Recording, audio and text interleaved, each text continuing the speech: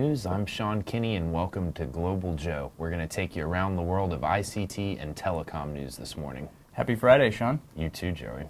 Thanks for joining us. I'm Joey Jackson. We'd like to thank our sponsor, as always, TelecomCareers.com, the industry's largest resume database and jobs board. Yeah, and first up this morning, Japanese telecom and internet giant SoftBank is the first to license General Electric's Predix platform.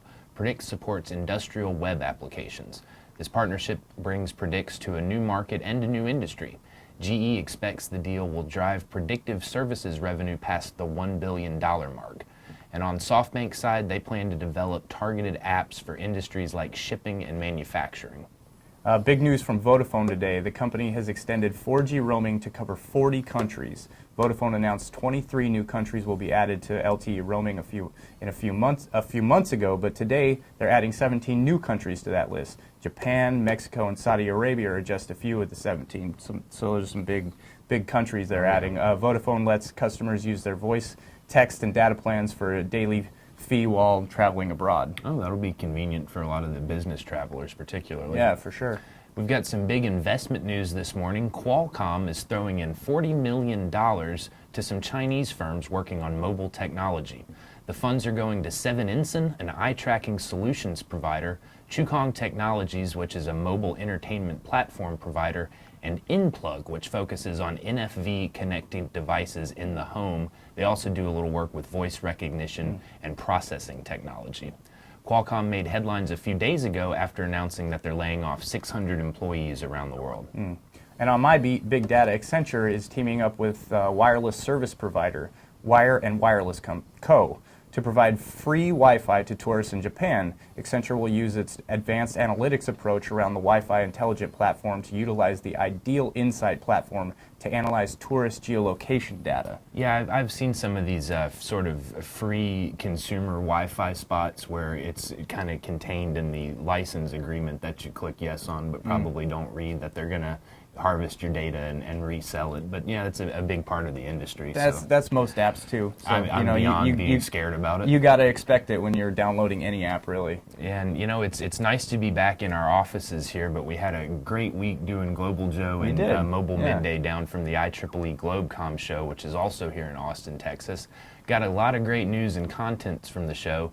Yesterday had an opportunity to talk with Jeff Andrews. In addition to being a professor at the University of Texas Austin's Electrical Engineering Department, Jeff was the technical chair of IEEE GlobeCom. And a nice guy. He's a very and nice a really guy. nice guy. Here he is talking about some of the trends from the show.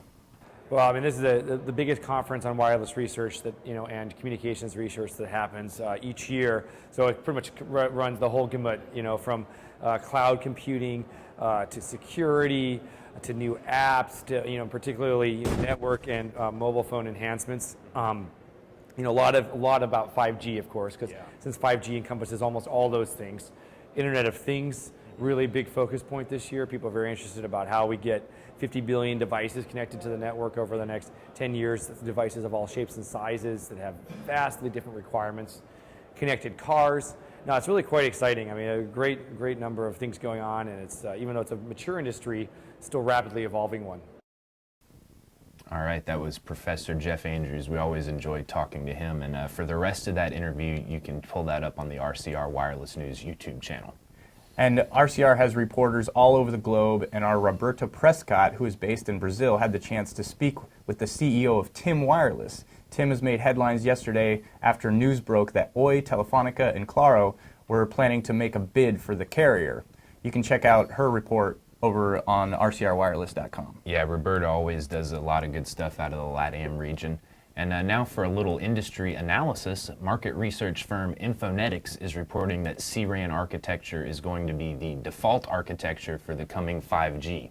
Infonetics says that C-RAN architecture allows for simpler site and antenna engineering and provides better performance at the same time.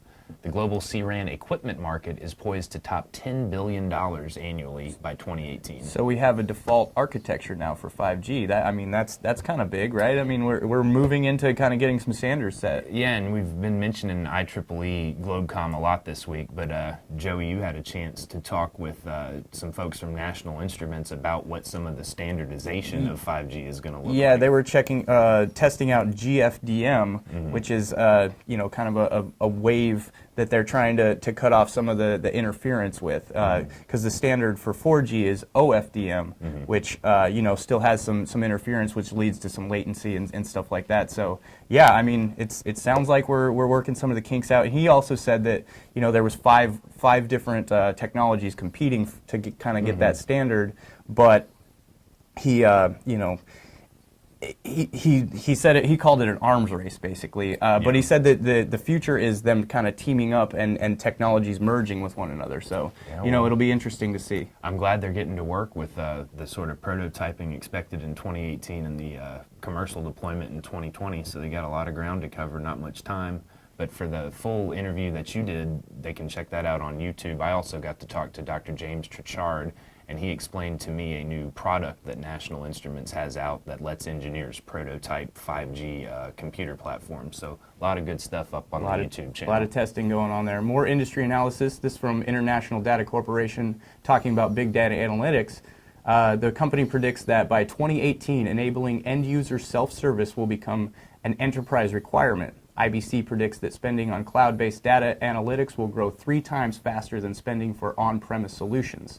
The firm also is looking for a shortage of skilled staffing in data analytics. So, yeah, I mean, I did a story about 5 ways that big data is changing the world, and data scientists are one of those huge things that are needed majorly. There's expected to have a 140,000 to 190,000 deficit in big data workers by 2018. So, I mean, if you're looking for a career change or to tell your kid what to do in the future, you might want to have them study some math and become a big data scientist. Well, it's surely an emerging market. So that'll do it for Global Joe. We want to thank you for joining us this morning. And I'd also like to thank our sponsor. I'd like to thank our sponsor as well. We both want to thank them. All right, well, join us back here for the Mobile Midday News.